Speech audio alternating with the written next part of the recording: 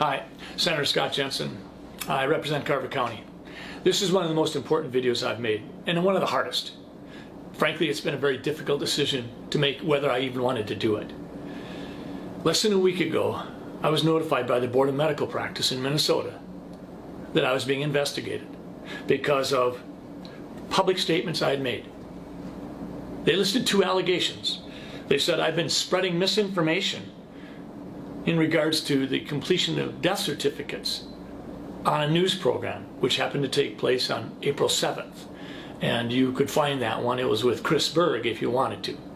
And the other allegation was that I provided reckless advice in my willingness to compare COVID-19 and the flu. When I got this letter, I was ticked. And quite frankly, I leaned into the comfort and wisdom of my family to help them, let them talk me off the cliff. But doggone it, if this can happen to me, my view is it could happen to anybody. I mean, I've been a family doc for 40 years. I work hard, I love my patients, I do house calls, I've been medical director, I've held staff positions in hospitals to help make things work better. I've been in the Senate for 4 years and I've learned a lot. I've never had anything like this happen. Shoot 'em out. 5 years ago I was named the Minnesota Family Doctor of the Year in Minnesota. And I get this because a couple people complained, and I don't get to know who those people are. I don't know if they're routinely in a political camp, if they're activists. I've gone online and looked at what it takes to complete a complaint that the Board of Medical Practice has to follow up on. It's a one-page deal. You can say what you want. You could be a huge donor for the other party, and I wouldn't get to know it. I wouldn't get to know if you live in my district. I don't get to know anything. I checked. So here I am. I've spent the better part of the last 6 days preparing a response. I understand how important the work is that the Board of Medical Practice does. I mean, physicians do screw up. Two of the big areas where physicians mess up is inappropriate sexual behavior, inappropriate self-medicating, certainly with opiates. But this is an odd position for me to be in, and I am just stunned. But I should have seen it coming, because I saw the threats on social media. I've seen them for the last 2 or 3 months. I've seen them come from physicians. I've seen them come from people in all walk of life. They didn't agree with me. They didn't like it, that I was trying to provide some context for the flu, for COVID-19. We've had some 35, 40,000 cases of COVID-19 in Minnesota thus far. According to the Department of Health people, that might translate into 10 times that many. And if it does translate into 10 times that many, that's 350,000 cases. But in 2018, we had more than 500,000 Minnesotans with the flu. When I say that, am I recklessly giving you advice regarding COVID-19 and the flu? Dr. Anthony Fauci has come out and compared them all the time. Dr. Mike Osterholm has.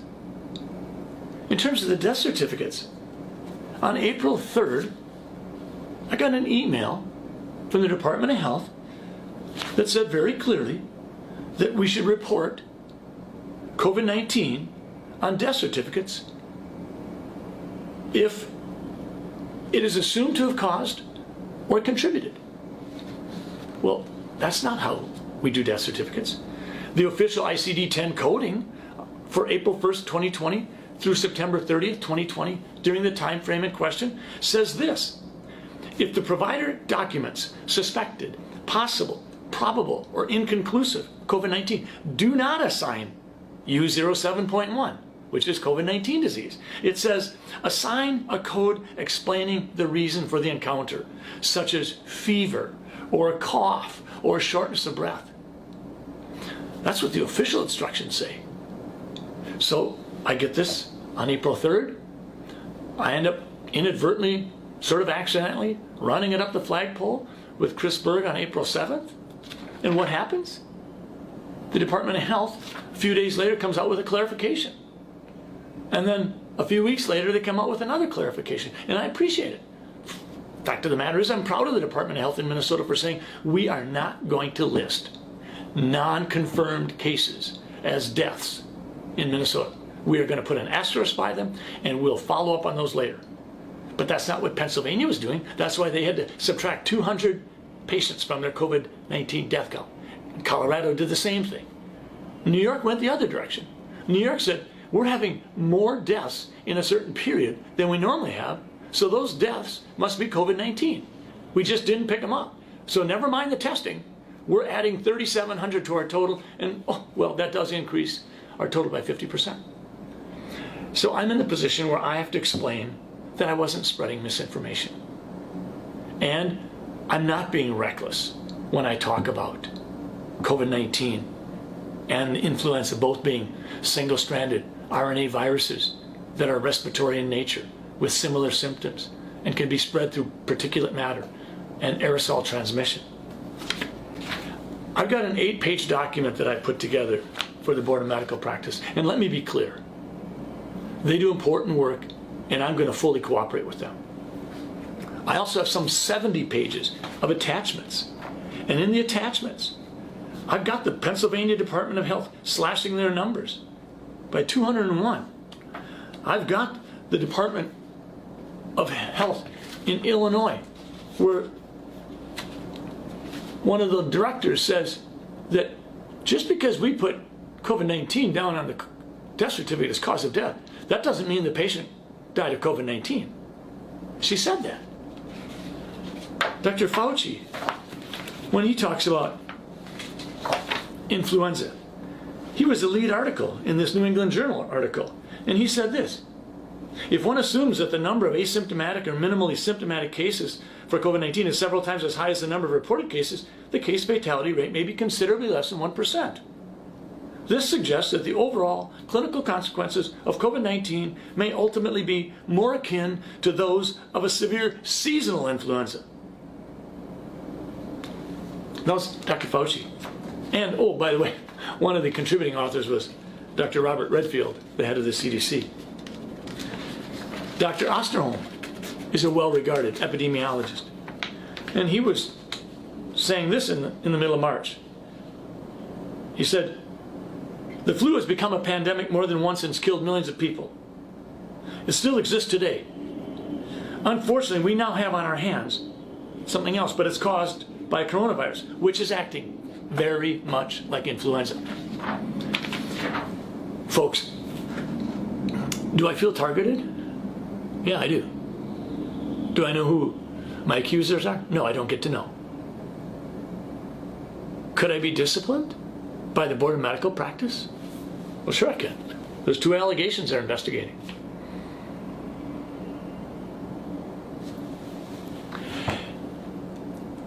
If I have been spreading misinformation, then what about Governor Walz and the Department of Health? Right around March 1st, we had a Department of Health memo that talked about the purpose of, if you will, some of the measures that would be taken to dampen, delay, and decrease the peak, to allow the accumulation of PPE and make sure that our hospital capacities weren't being overwhelmed. In that memo, they say what effective measures are: cover your mouth, don't go out if you have cough or fever, avoid touching your face, your eyes, or mouth, cover your mouth if you cough, wash your hands frequently, minimize outings, socially distance. But what did they say were not effective measures? They said wearing masks is not effective, taking antibiotics is not effective. A month later, Governor Walz comes out, talks about 74,000 Minnesotans dying. Later on, he went back to 29,000, and right around then, I put a different video out saying just the facts. And I said, I'm not buying 74,000 Minnesotans dying, I'm not buying 29,000. And then this one came out a month later, right around May 1st. This is a model that they're using. And it says on here, Minnesotans' model projects nearly 1,000 deaths a day in mid-July. Well, folks, that's next week. So far, we have less than, right around 1,500, of which all but 300 of them have occurred in people in long-term care facilities, in large part because the Department of Health participated in decisions that put people with active COVID-19 disease in the nursing homes. And I'm spreading misinformation. Of course I am.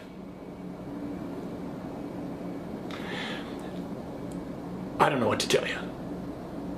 I just know this is wrong.